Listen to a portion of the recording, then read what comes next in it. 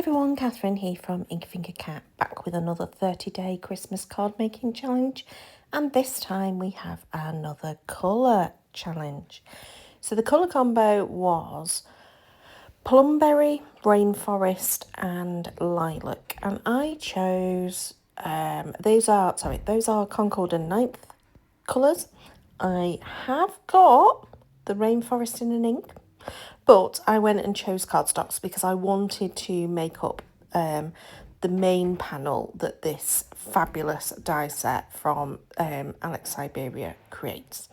So I wanted to do it all in cardstocks. So I do use some of the Rainforest ink, but the cardstocks I've chosen are Shaded Spruce for the Rainforest.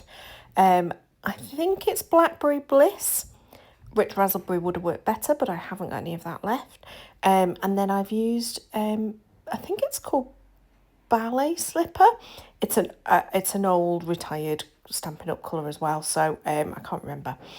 So those are the three colours that I've chosen, but you'll see I do switch them up a little bit as I'm going through and do add in a little bit of something else. So I've die cut the main panel, but also die cut the frame element. And I'm using the frame, I've just sort of like tacked it into place just to apply a little bit of ink to the background.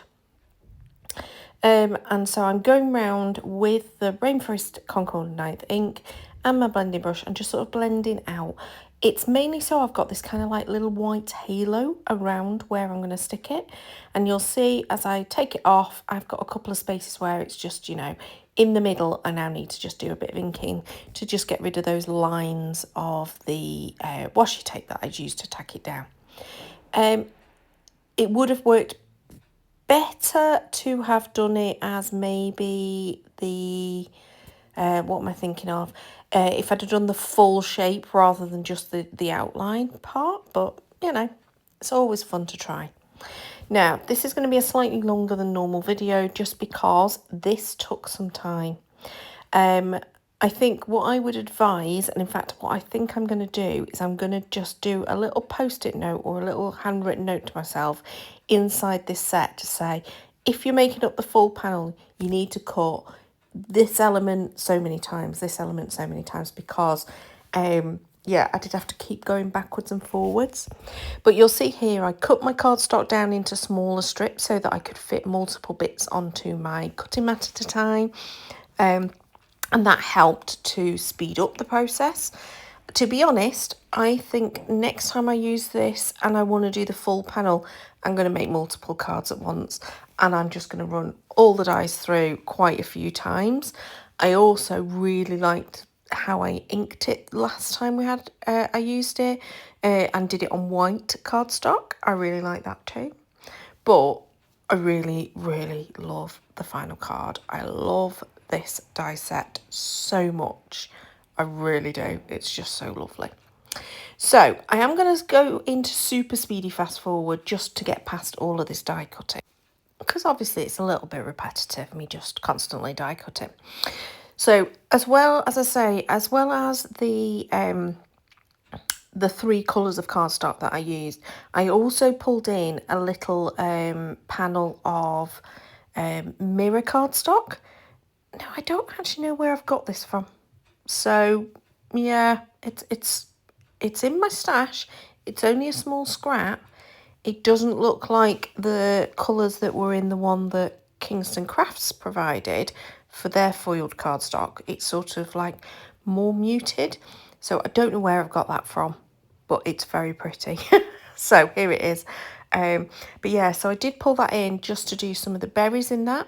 And then you'll see it when we get past the die cutting stage that I do end up then changing up a few elements as well. So I think that's all of them done. Are we there yet? We must be close. Oh, I think there we go. Right. So I should have brought across the little tray that helps me just keep all the bits and pieces together, but I didn't. So I do end up having to die cut one thing because I've lost a little blob. But there you go. So I have brought in, however, the picture to the left-hand side of what it's meant to look like, so I can work it out and make sure that I've got all the right elements. And this is where I start to stick things down. So the first thing I've stuck down is, of course, the flowers. I've stuck those together. I've not stuck them down, sorry. And then I'm going in with these leaves that I think are going to be in the bottom part. They're underneath all of the other images. And then I am just working out, right, what else do I want to do? So I've brought in my Pro markers and I've just brought in, it's a sort of denim blue colour, but because it's going on the green, all it does is really darkens the green colour. So I've added that in onto these ones with, they're a little bit like rose hip type berries. I've just done that so that it's covering the stems and the little bits that stick out the top of the berries. And then this is where I've realised I've definitely lost a pink blob. But yeah, so I'm going to go through and die cut yet another pink blob element so that I can do it. I don't know what happened to them. I don't know where they disappeared to. So yes, so that's those ones. And again, I've stuck the berries onto the elements before I then go and stick the whole sprig down onto the panel. Now, I do think that this panel doesn't quite look the same as the photo. There is definitely an extra leaf that's on the panel, so I do cut that out. But yeah, it's a bit strange. There's just something, and I can't. I think what I need to do is go and watch an Alex Siberia video of somebody else who's put it together how it should be. I know Amy did it. Martin, I don't think, followed this and did a different sort of way of putting them together. So yeah, I think Amy Pro Paper and Ink definitely followed how it should be. So I want to go and watch and see, because I think maybe it's the second flower, the main flower on the bottom panel. Sorry, towards the bottom of the panel. I think the second big flower, I think, is probably meant to be smaller than this size. But I also think that I probably should have layered the two big ones together and then the two little ones together. And I've done them as a big and a little together. I think that's maybe where I've gone wrong. Don't know. Right, so I am back to sticking things down. Again, I have stuck my berries. I've done it as per the diagram with the little stems at the front of the berry, which is those sort of like oval blob ones. Those are the ones that I've cut out of the foiled cardstock. And then these small leaves, again, I darkened them with a Pro marker, but then I thought, no, it's going to be the same as the other one that I've darkened with a Pro marker. So I got a bit fiddly and decided to clear emboss them. It just gives them another texture, and it also darkens them up even more. But obviously, when you are heat embossing tiny little elements like this, you can guarantee you're going to flirt them all over the place. And I had one that went on the floor. It got stuck underneath the cutting plate, then it went on the floor. But you know what? It was fine. There was enough stick that it had stuck enough of the embossing powder to not matter. But yeah, they flirt all over the place. I probably should have chosen a lower heat setting on the tool so it didn't blow out as much air.